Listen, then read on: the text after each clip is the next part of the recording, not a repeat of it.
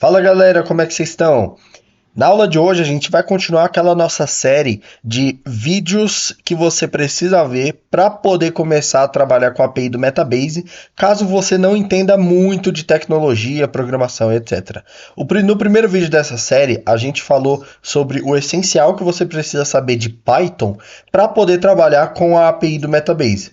Nesse segundo vídeo, a gente vai ver o que é e como funciona uma API propriamente dito. Porque a gente fala API para lá, API para cá, mas de fato o que significa isso, né? Que tipo de sistema é esse? E além disso, a gente vai montar uma API do zero para você de fato entender o que ela é, como funciona e todos os detalhes. Porém, ao invés de fazer essa aula do zero, eu vou colocar para vocês assistirem uma aula exatamente desse tema que eu dou em um dos meus cursos de inteligência artificial.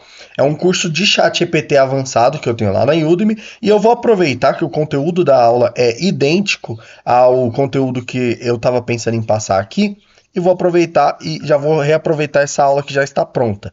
Então, se vocês ouvirem no meio da aula eu falar sobre ChatGPT, falar sobre a API do ChatGPT de forma mais direta, é por conta desse contexto. Mas, como o conteúdo é exatamente o que eu precisava passar aqui, eu creio que vai caber legal e também já fica aí como uma introdução, né, ao curso que está disponível lá na Udemy. Então, muito obrigado e acompanhe aí. Primeiro, em resumo, uma API ela é uma interface que permite que sistemas conversem entre si.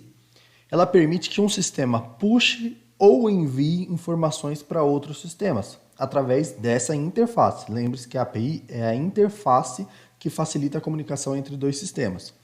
Na hora de enviar ou requisitar um dado, você deve informar para qual lugar você está enviando ou de qual lugar você está puxando. Então, esse lugar que a gente tem que especificar, a gente chama de endpoint. Vamos dar um exemplo. Quando você está num restaurante e faz um pedido para o garçom, ele chama, ô chefe, campeão, meu chegado, me vê, por favor, o prato do dia. O garçom ele vai levar o seu pedido até a cozinha e a cozinha vai reconhecer aquele pedido na comanda e preparar o seu prato. E em seguida, esse prato é trazido para você. Então, esse processo é análogo ao método GET de uma API. Então, a API ela funciona com métodos. Você tem que dizer qual é o endpoint, né? De que lugar a gente está puxando o dado ou enviando o dado. E a gente tem que falar o que a gente quer fazer. A gente quer puxar dado, que é o método GET, ou enviar dados, que é um outro método que a gente vai ver agora. Ao final da refeição, o garçom vem até a sua mesa com a conta na mão. E nesse momento, o garçom coleta o dinheiro referente à sua conta e leva até o caixa. Então, esse processo de você enviar dinheiro ao caixa na hora do pagamento da sua conta, ele é análogo ao método POST de uma API, que é quando você está enviando dados de um sistema para outro sistema. Nesse exemplo, nós temos que você e o restaurante são os dois sistemas que estão em comunicação. O garçom é a nossa API, que é a interface que traz o prato da cozinha e que leva o dinheiro para o caixa. O endpoint são justamente a cozinha e o caixa, são os lugares que vão estar recebendo e enviando informações, no caso aqui dinheiro e comida. O método get seria análogo a pedir a comida, requisitar um prato, e o método post seria análogo a pagar a conta, enviar o dinheiro ao caixa.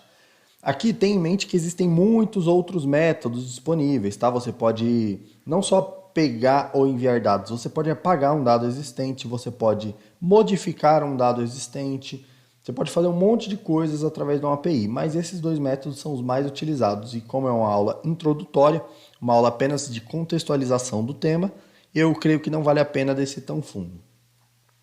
Na prática, para executar uma chamada de API, vai ser necessário possuir alguma credencial para o seu acesso no sistema de destino ser liberado. Claro, você pode entrar num sistema onde esse sistema não precise que você de fato forneça uma credencial. A gente vai criar uma API local aqui no final dessa aula, do zero, e essa API não depende de credenciais para ser acessada. Claro, porque é uma API local, é uma API dentro do nosso computador, não necessita de tanta segurança. Mas no mundo real, quando você vai chamar uma API, você vai falar, ô Spotify, me vê aí todas as tabelas que tem os dados das músicas que eu ouvi no último ano, por exemplo. O Spotify vai falar, opa, então me passa seus dados de login para ver se você de fato tem acesso a esses dados. Então é para isso que serve uma credencial. Na API da OpenAI, que é justamente a API que a gente vai usar para criar os nossos projetos em Python, o método de autenticação é por chave de API. Então a gente vai ter que criar nossa chave de API nesse link aqui. Então vamos aproveitar que a gente está justamente nessa parte da aula e vamos criar uma chave de API. Então a gente entra nesse site platform.openai.com/account/API-keys e a gente vai cair nessa interface aqui. A gente clica em Create New Secret Key, daí você copia esse dado aqui e salva muito bem salvo. Então eu vou guardar dentro de um bloco de notas aqui, bonitinho, você guarde aí, anote no papel, faça o que for, beleza? Por enquanto, criar e utilizar novas Secret Keys é de graça, mas não vai ser de graça para sempre, tá bom? Então anote a que você tiver, porque a gente vai precisar dessa credencial para acessar mais tarde. Em Python, para executar os métodos de uma API, executar um método post, um método get ou qualquer outro, a gente pode fazer o uso de uma biblioteca chamada requests, que a gente vai fazer durante os nossos projetos. Porém, não é incomum que alguns sistemas possuam bibliotecas próprias, que é o caso da API da OpenAI. Então, a gente vai usar a biblioteca OpenAI para fazer as chamadas de API, as requisições para o ChatGPT, beleza? Mas, em vias de regra, a gente usaria aqui o método request para dar um get, dar um post, um delete, qualquer coisa. O resultado da chamada de uma API geralmente é um arquivo no formato JSON.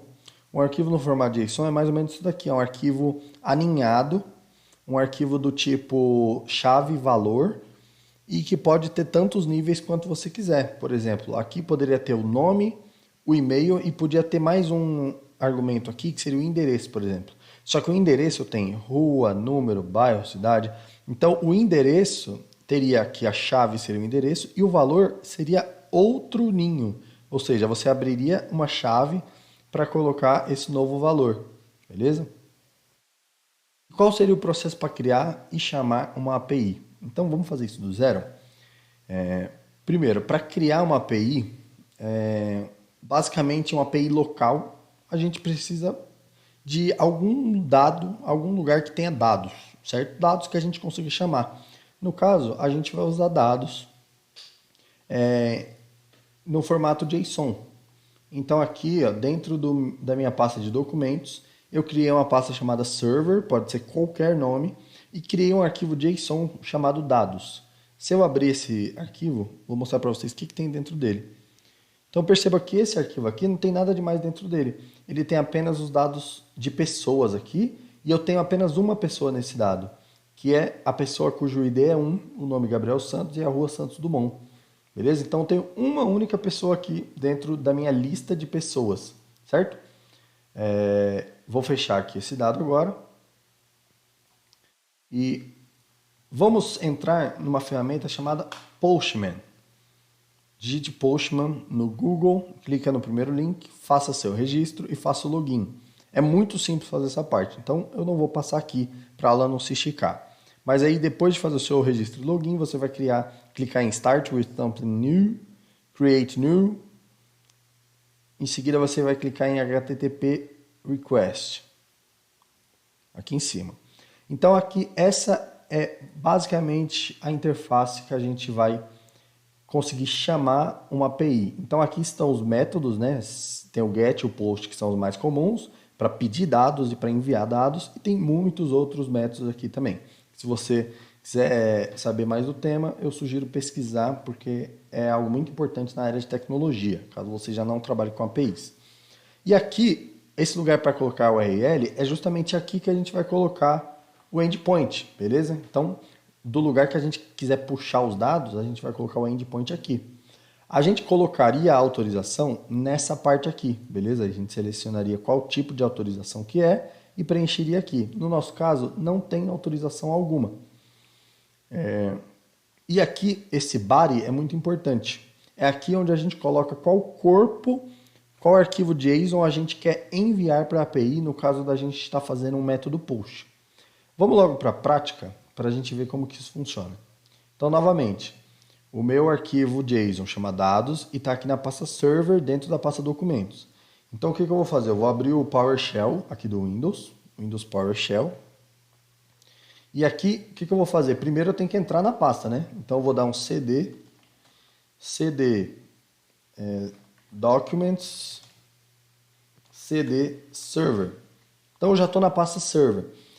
Estando dentro da pasta, eu vou ativar o meu servidor JSON. Primeiro eu vou dar um JSON server.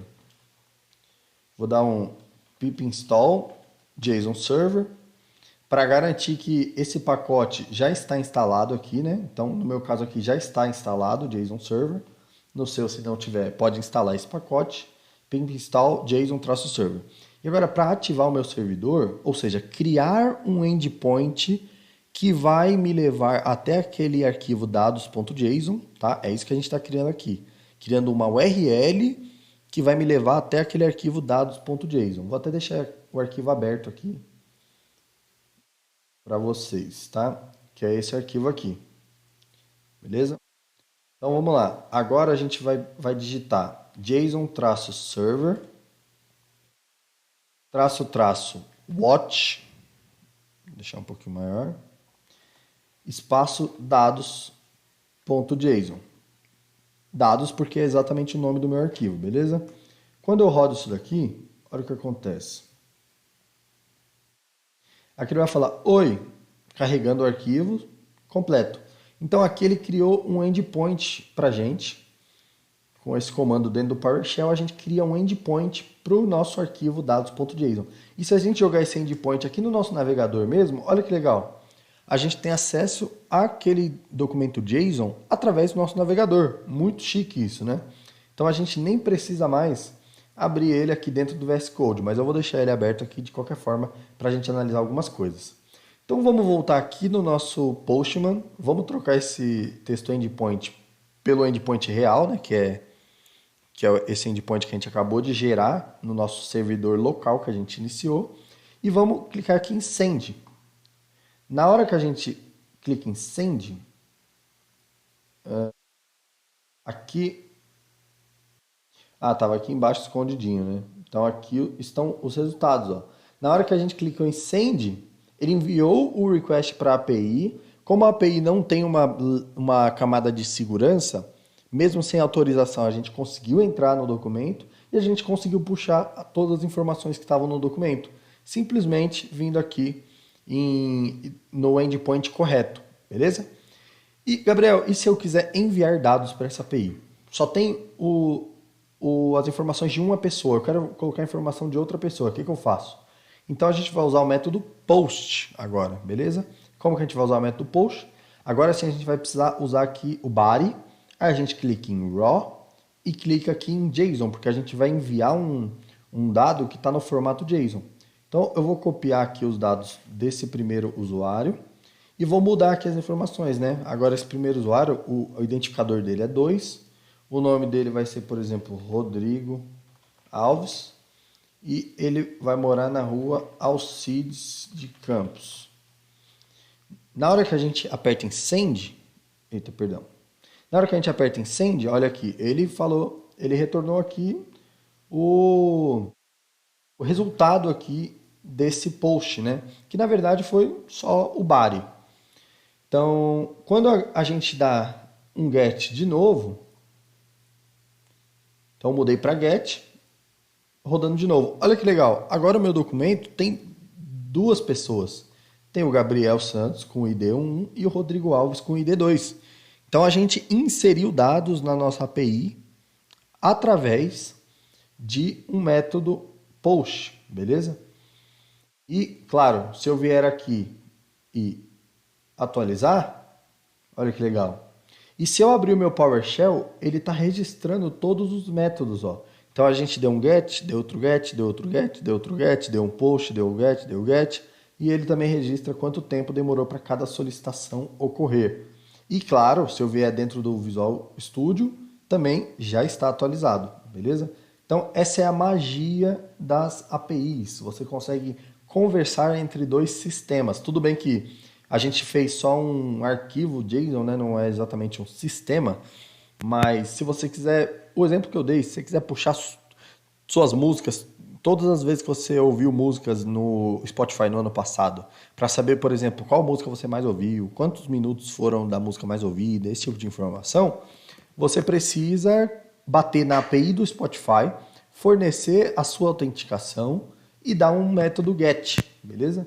Ah, e claro, agora que a gente tem mais de uma pessoa, cada um desses identificadores acaba virando um novo endpoint. Então, se a gente vier aqui no link do endpoint e digitar /1 e rodar, olha o que acontece. A gente pega só a pessoa 1.